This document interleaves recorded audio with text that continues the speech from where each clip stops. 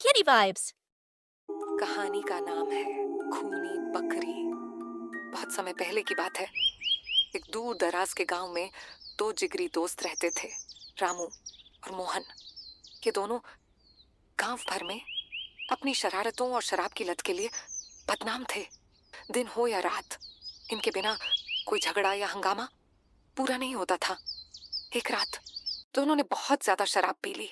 नशे में लड़खड़ाते हुए रामू बोला, अरे मोहन, पेट में चूहे दौड़ रहे हैं यार। बहुत जोर की भूख लगी है। सही कहा भाई, लेकिन खाएं क्या? सुना है ना, ठाकुर की बकरी मोटी और तगड़ी है।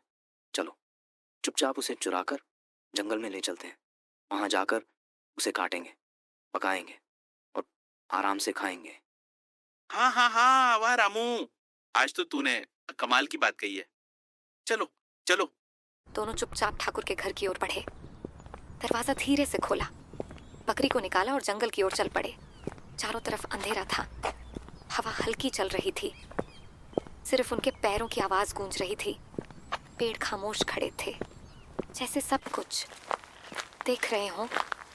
तभी रामू ने रुकते हुए कहा, बस यही पेड़ ठीक है, बकरी को यहीं बांध दो। बांध दी, अब जल्दी कर, बहुत भूख लगी है। ठीक है, अब इस बकरी का काम तमाम। रामू ने तेजी से बकरी का गला काट दिया। बकरी तड़पती हुई जमीन पर गिर पड़ी और उसका खून धीरे धीरे बहने लगा। लेकिन तभी कुछ चींटे पास के उस पुराने पेड़ पर जा गिरे। वो पेड़ जो बरसों से सूखा और अजीब सा खड़ा था, अचानक पेड़ की टहनी खुद ब खुद हिलने लगी। हवा तो थम चुकी थी, लेकिन पेड़ हिल रहा था। ये सब देखकर मोहन का चेहरा सफेद पड़ गया। उसकी आवाज कांप उठी। रामू, वो पेड़ हिल रहा है, तूने देखा? अरे ये तो सच में हिल रहा है। और ये ठंडी हवा क्यों चलने लगी? भाई रामू, भाग चले हैं, कुछ गड़बड़ है। उस पेड़ में सालों से एक चुड़ैल बंद थी। बकरी के ताजे खून से उसकी कैद टूट गई थी। अब वो चुड़ैल बकरी के शरीर में समा गई।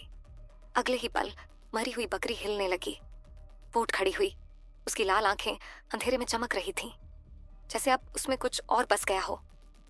रामू ये सब देखकर डर से पीछे हटने लगा।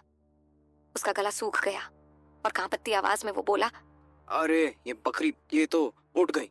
रामू, बकरी के मुंह पर ये कैसा डरावना चेहरा है? अब मैं आजाद हूँ। पीछे अब तुम दोनों मेरा खाना बनोगे।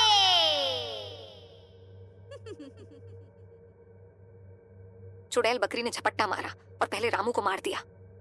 मोहन भागा, लेकिन वो भी बच नहीं पाया। अगले दिन वह बकरी धीरे धीरे गांव लौट आई।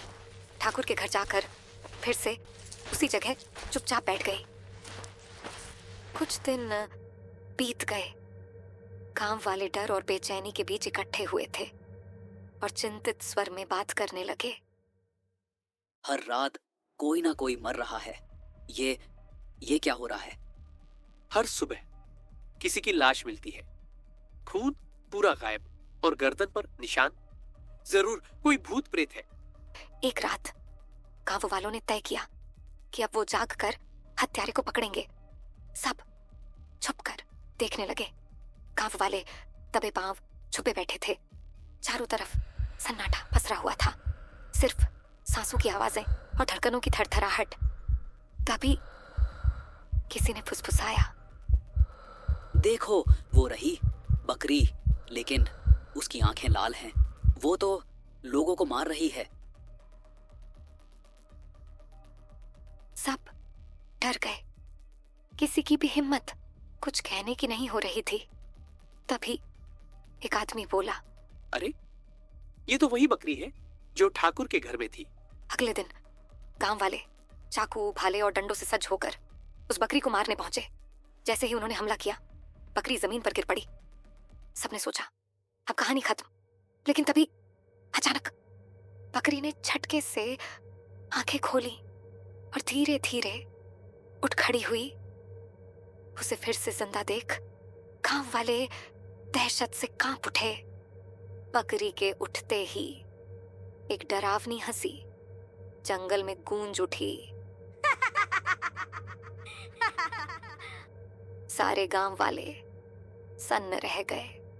बकरी गुर्राई और बोली, कोई मुझे नहीं रोक सकता। हर रात एक ही जान मैं लूंगी। ये सब देखकर गांव वाले घबरा उठे। दहशत इतनी बढ़ गई कि वे मदद की आस में पास के गांव के पंडित जी के पास पहुंच गए। पंडित जी ने बोला कि वो कोई बकरी नहीं, एक चुड़ैल है। उसे रोकने का सिर्फ एक तरीका है, उसके बच्चे को दूध पिलाओ। वो पवित्र दूध इकट्ठा करो और चुड़ैल पर डाल दो। गांव वालों ने पंडित जी की बात मानी। बकरी के बच्चे को ढूंढा और रोज दूध पिलाया।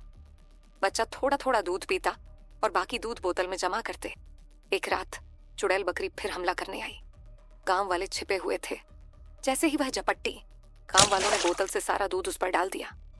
नहीं नहीं, मुझे मत मारो, मुझे मत जलाओ। मैं फिर कभी नहीं लौटूंगी। बकरी का शरीर जलने लगा। उसकी आंखों से खून के आंसू निकले। फिर वह जमीन पर गिरी और उसकी आत्मा धुएं में उड़ गई। गांव में फिर से शांति लौट आई। अब कोई नहीं मरा और सबने चैन की सांस ली। Subscribe to our channel for more videos.